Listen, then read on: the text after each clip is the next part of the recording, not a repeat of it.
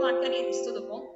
Então, hoje a gente vai falar um pouquinho a respeito do núcleo celular, certo? Então, nós vamos ver algumas características, algumas funções, que existem realmente só com relação ao núcleo.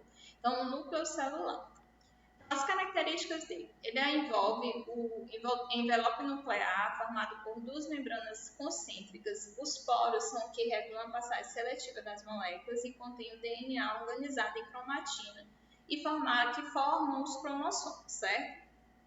Então, essas são as características do núcleo.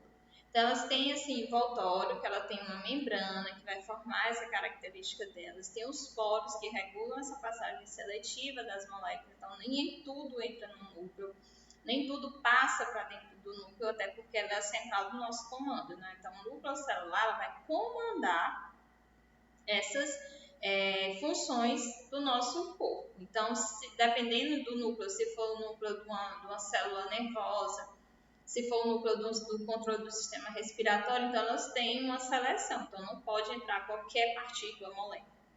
E, principalmente, ela vai conter o DNA, que é o que nos dá as características genéticas de cada organismo, de cada corpo, de cada indivíduo, certo? Então, elas vão ter proteínas, que têm muitas funções que ajudam a manter os cromossomos, certo? Eu vou ver aqui se tira para vocês verem direitinho. Contém proteínas que, entre muitas funções, ajudam a manter os cromossomos e compartimentos subnucleares com funções definidas, certo? Então, elas vão ter essas características aí que vão permitir essa junção, essa união e manter esse cromossomo realizando a função dele. Quando a gente fala em cromossomo, às vezes a gente só pensa em cromossomo sexual, né? Que é a questão do X, do Y, da resolução de formar, da característica genética, se é masculino ou se é feminino. Mas, na verdade, os cromossomos, eles não são só cromossomos sexuais, eles têm cromossomos que têm definições e características específicas de cada parte dessa célula, certo? Aí é um exemplo, né, da questão da característica do cromossomo, do núcleo celular, que tem a carioteca, os poros celulares, a cromatina, que é essa parte que fica mesmo protegendo, os cromossomos, tá? E as características, e o nucleolo, né, que é a parte mesmo central do núcleo. Os processos que ocorrem no núcleo. Síntese do DNA, que é a replicação, que é essa passagem dessa característica.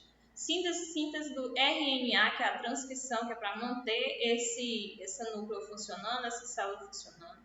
Processamento do RNA, que é o script, né, que é um outro processo metabólico que acontece dentro da célula. E a montagem das subunidades dos ribossomos, né, que tem uma função de processamento, de limpeza, de organização dessa célula.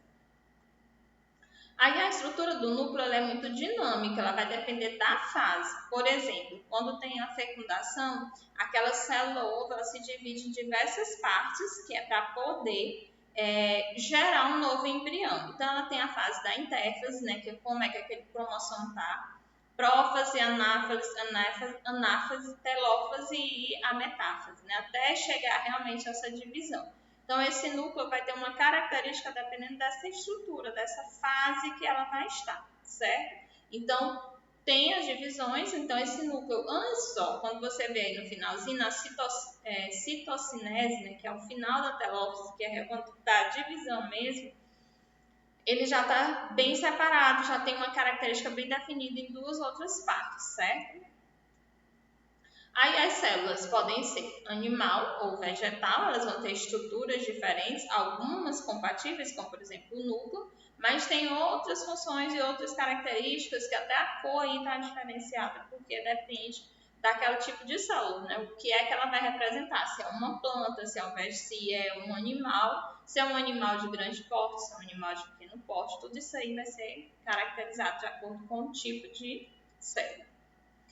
O envelope nuclear é a parte, assim como o nome já diz, o envelope é a parte que guarda, né, essas outras partes da célula, e ela vai ficar pela parte externa. Então, é formada por duas membranas coexcêntricas, mantido por uma rede de filamentos intermediários, membrana nuclear interna, que contém proteínas que servem para ancorar os cromossomos e a proteína laminada, certo? Então, ela tem essa característica.